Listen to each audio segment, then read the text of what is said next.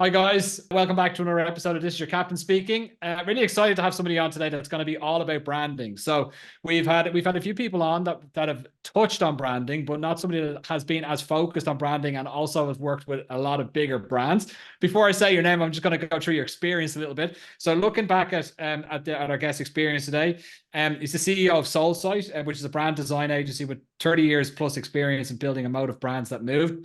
His work spans iconic brands and channels driven by creativity and a deep understanding of human needs. He's worked together with brands such as Kraft Heinz, Coca-Cola, and Pfizer. There's plenty more on that list as well if you want to go look at his LinkedIn profile.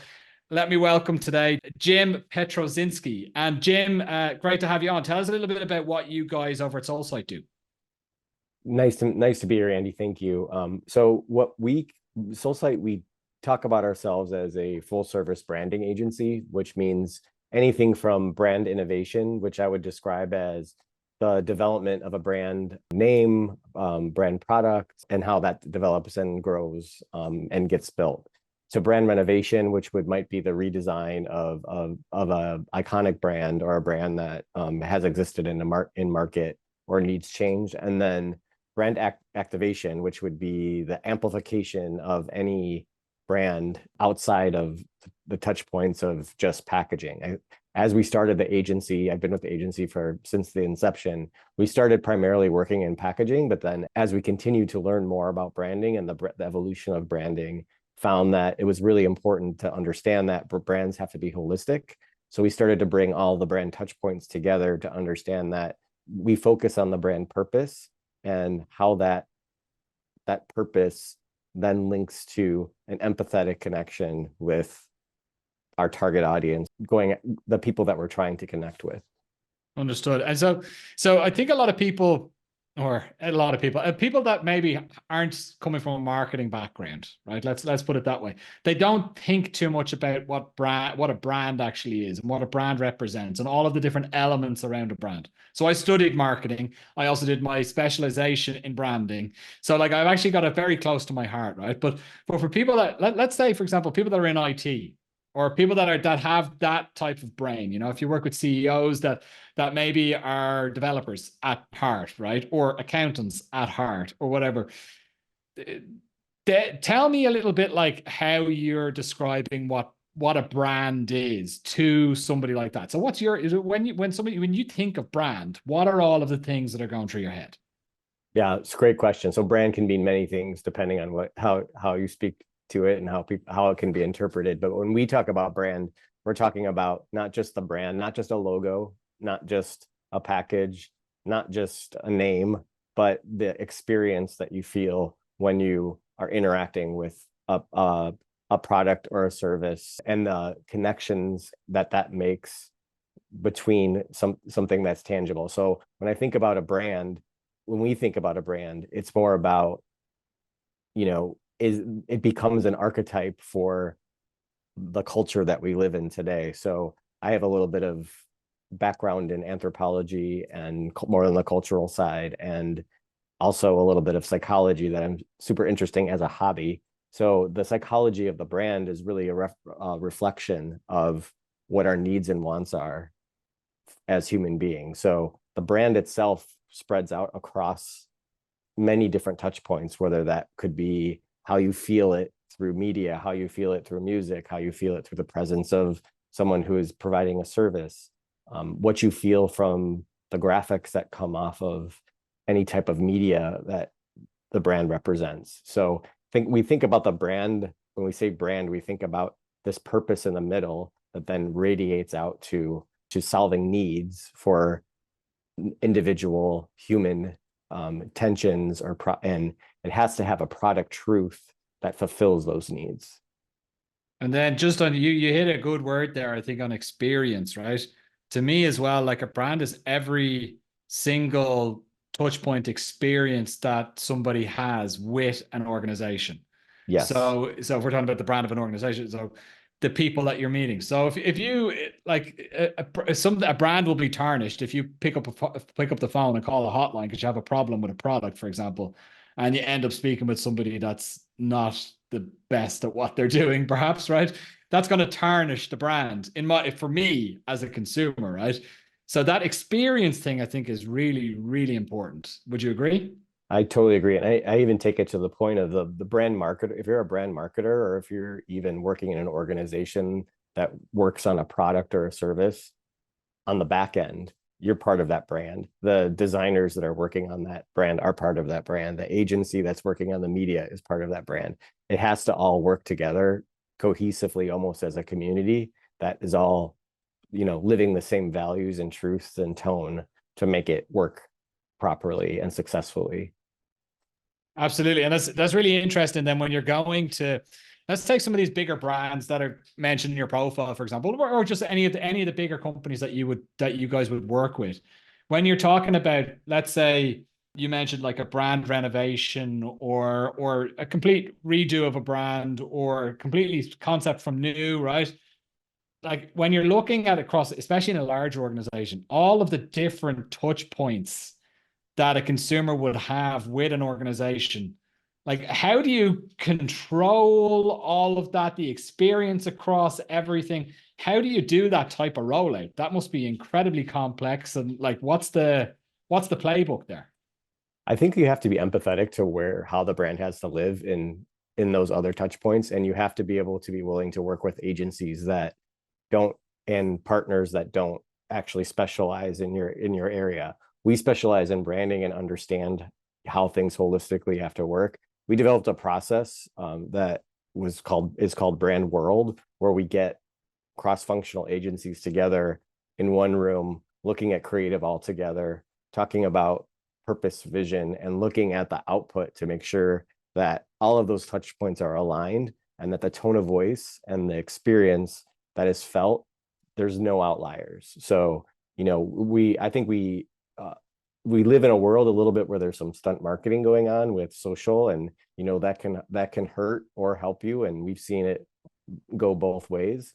And it's just risky behavior in terms of like straying away from your purpose to try to get attention, sometimes becomes inauthentic. So when we come together, trying to make sure that experience is authentic and seamless across the board helps keep the all of those touch points together. And it takes some vulnerability, and it takes some openness to really listen and understand how we see things. There's a lot of testing and research that goes in that also to understand how things are working together. But those are just we think of those as tools, not decision makers. Yeah, that makes sense. I think it's really interesting that you touched on the point there about brands looking for attention, because it is we live in an age where instant gratification is something that we have at our fingertips, right? When it comes to social media, like Yes. social media alone. And there have been some disasters in the past couple of years. I won't name any of the brands, but there have been some massive disasters because they've gone away. They've tried to fit in with a narrative that maybe doesn't suit the brand or doesn't suit the people that are the customers of that brand, right? And it hasn't matched the needs or whatever. And that's really tarnished the reputation of that particular brand. But when we're talking about like what's coming to my mind when you were talking there a minute ago, this is like a long-term thing. Like that what we just said there about like pushing something out to get attention. That's a short-term potential like sugar rush, let's say, right? But it's not a long-term thing that's going to help the brand over a longer period of time. And it sounds like what you guys are doing is a long, like, this is looking to the future. This is a long-term goals, right? For the brand. Thinking about the long term, right? Is it important that a brand is continuously evolving in that long term? Like, because I've worked with companies that are like, okay, we do our brand now and then we stop and don't do anything and then we revisit it in 3 years because we've spent so much time on this brand. What's your point of view on that? So it's interesting. That goes to our brand purpose of how we talk about brands. And we talk about brands, we build a mode of brands that move, and brands are constantly moving and changing and evolving. So when we say that the word move is important, because moving product for business, moving people, and moving culture, brands have to be able to be relevant and be keeping up with what's going on. So you continually, and things move quicker than ever now. So revisiting a brand, every 2 years, there are cost implications, of course, to what whatever changes need to be made, or different media, or more media created, or more touch points that need to be created, or different touch points that we need to reinvent and rethink. But it's important for us to what we call it is a brand reflection. So we're constantly reflecting on what has gone out, what is coming back to us, what are we hearing, what are we hearing from, we don't specialize in social, but what are we hearing from the social channels? What's the feedback that we're hearing? So it's a lot of listening and a lot of seeking to understand how to keep that brand relevant and moving to stay relevant with culture, so that it can continually connect and be, relatable. I think that's something that you're really mostly only going to get from an agency resource that's really focused on doing that and giving that type of feedback. I think normal organizations that would have that have large marketing teams, etc., it would be unlikely for them to have a team that would be dedicated to that, informing those decisions going forward with brand. Or what's your experience there? Yeah, I would say the marketing teams internally are focusing more on, the bottom line, like dollars and cents. Like, is someone taking share from us? Are they not? Are we moving up in share? Are we gaining? Are things moving quicker or not? What, like, are sales slowing down? And that's kind of where decisions are starting to be made. I think we can get ahead of that a lot of times and like prevent like any decrease in revenue. I mean, when things are selling, companies can tend to be risk averse, to understand that, hey, wait, in order to keep up, we need to make some adjustments here and continue to make sure that our communication is relevant moving forward. So again, it is a little bit of us doing due diligence and making sure that we are providing thought leadership in the ways in which, and whether organizations choose to, take us up on it or not, it's a way that we've evolved great client partnerships. Molson Coors has been a client of ours for 20 years. And I think some of that is just us saying like, hey, we're part of your team. We're not separate from your team. You're part of our team. We want to be part of that brand success just as much as you do. I got it. Yeah, I think that's really important as well. Like, let's take, for example, a new customer that would come to you guys that say, hey, look, we need a refresh. What's typically spurring, or renovation, as you called it earlier in the podcast?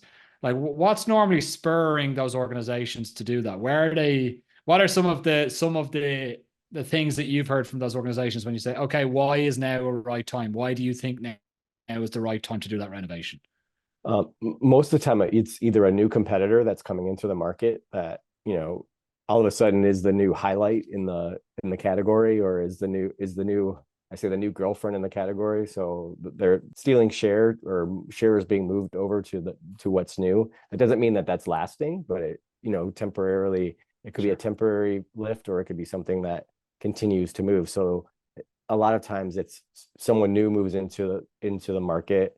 Another time for where we might think about renovation is, I said it earlier, there is a drop in sales, and trying to understand, is this because of the way that trends and are changing in our culture, in what we eat, in what we drink, in what we consume, and whether that's music, or whether that's a service. Like, is there a different way or a different approach that is going to connect us better to actually what's going on in culture, versus resting on our laurels that may have been put in place 25 years ago. So, there's companies that there are iconic heritage brands that are authentic and great, but still need to be constantly serviced to stay relevant with what's going on, and even with technology too. That's another thing that comes into play. What we're seeing now is a lot of sustainability efforts coming through, and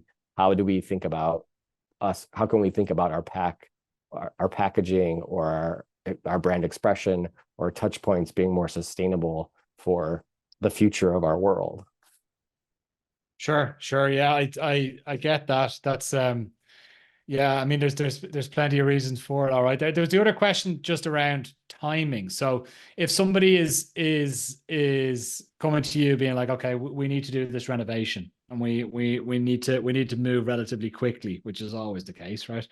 What type of timing expectations do you give you? It's probably a how long is a piece of string question, but Right.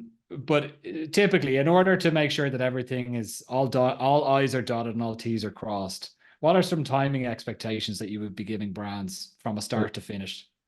Yeah, I mean, it would depend on the size of the portfolio of the brand and how many different things they have. So it could, I would say on average, it's probably 8 months, but it can go anywhere from a year and a half to it with a smaller product could be as 4 months. And that's not including, manufacturing and printing Sure.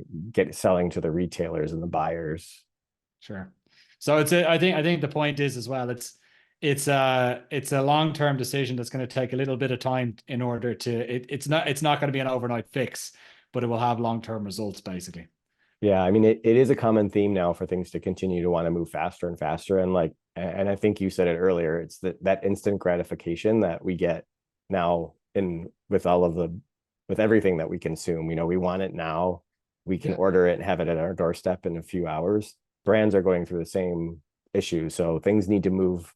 They want things to move faster, but in order to do things properly, we say, there are things that sometimes we have to take a step back and just take some time to do our due diligence and make sure that we are setting ourselves up for success. Yeah, so I completely appreciate that. I work in the tech space, right? So in the tech space, the deadline is always yesterday.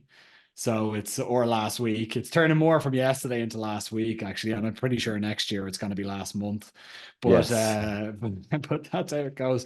Hey, look, Jim, we're just coming up on time now. I just want to say thanks so much for coming on. It's been really nice speaking with you. You too. Thank you for having me. Sure. And Jim, if people want to find you, where's the best place to find you? Best place to find me is on our website, soulsight.com, or you can look up James Pietruszynski on LinkedIn and you can connect with me there. There's a info@soulsight.com is another email. If you're interested in connecting, feel free to reach out anytime. Great. What we'll do is we'll put all that in the bio as well. And yeah, thanks so much, Jim. Guys, this has been another episode of This Is Your Captain Speaking. Tune in again next week for more great content. Jim, thanks so much for coming on. Yeah. Thanks, Andy.